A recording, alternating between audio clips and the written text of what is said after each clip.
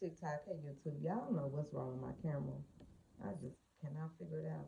Anyway, yeah, I was watching the weeknights yesterday with Simone and Michael Steele, and they had on there that Marco Rubio let the people in. Where did we give that money to when we was putting them people in prison at first? Was it El Salvador or Ecuador? One of those. He told them who all the M13 snitches were. That's what Marco Rubio did. So that goes to show nobody's gonna trust America to tell us where they bad guys are.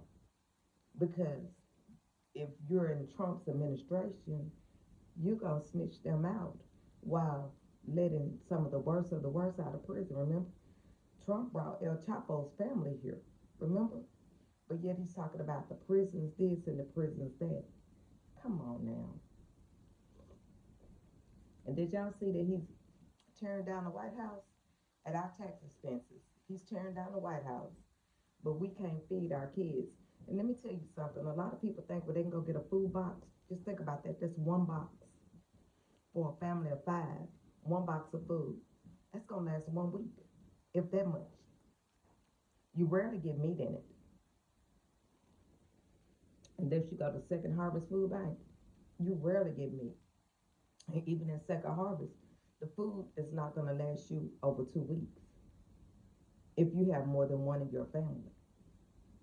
So quit saying people can go to the food banks. Families are going to have to help because we can see the government don't give a damn about helping average, working, poor Americans. They don't give a damn. And I don't care if you don't work, you deserve to eat. In America, if we could feed Israel, who's already gone back on their promise and they're already blocking the food to Hamas. I don't know why Joe Scarborough and them keep trying to act like what's I can't think of Trump's son-in-law's name. Jared, Garrett, whatever his name is, trying to act like he did something great because Benjamin Netanyahu told us yesterday that he's not letting any food through because he said Hamas went back on that promise. Okay, Hamas went back on theirs. Send your soldiers with them so the Palestinians can eat. But see, that was never the point. And then Joe Scarborough said this morning, now he had Nona Gay on there, a black lady. He's gonna say, I never saw any racism. This is not who our country is.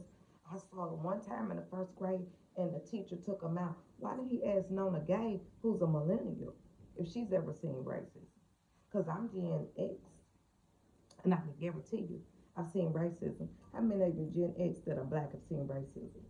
Like he said, there was a black boy in his class and a white boy said something. How often were these white men, especially these elite white men, around black people? That's why you didn't see racism. There was no sense in displaying it if you weren't around black people. But I've seen it in the schools. I've seen it in the workplace. And I grew up in the South too, just like Joe did. I've seen it just when a white mechanic was fixing my car and I was taking him to get a part. And somebody thought we were a couple when I was young. And he looked at me and I looked at him because I wanted to say something back. But since he was in the car, I didn't, you know. And he probably felt, like ashamed. But see, it made me ashamed because I got the gift of gab too. Baby, I will tear your ass up.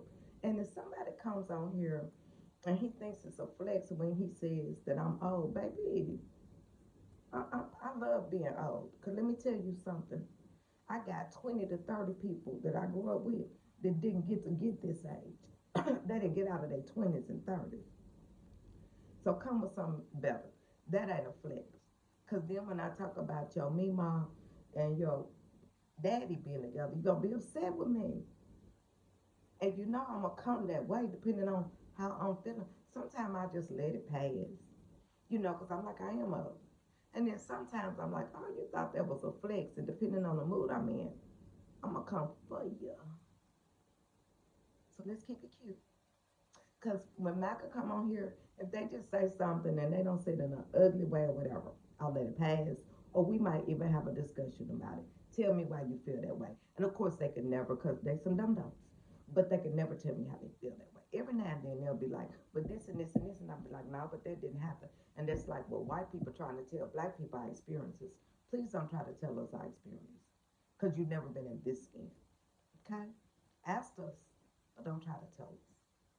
From an angry black woman out of Tennessee, don't worry about cancel culture. Just know that Donald Trump is tearing up the White House with our tax dollars, sending money to Argentina and Israel. But he said, we the people cannot eat. Make that shit make sense. Make that shit make sense, y'all. I'm working from home today, but I gotta go to my auntie house. Y'all have a good one. Remember, they're not like us. Stay woke so you ain't gotta get woke. The have nots will defeat the haves. America's imploding right around us, and we're gonna be okay. Those rich people, those rich racist people, they the ones that's gonna suffer. Welcome to the Poor People's Revolution.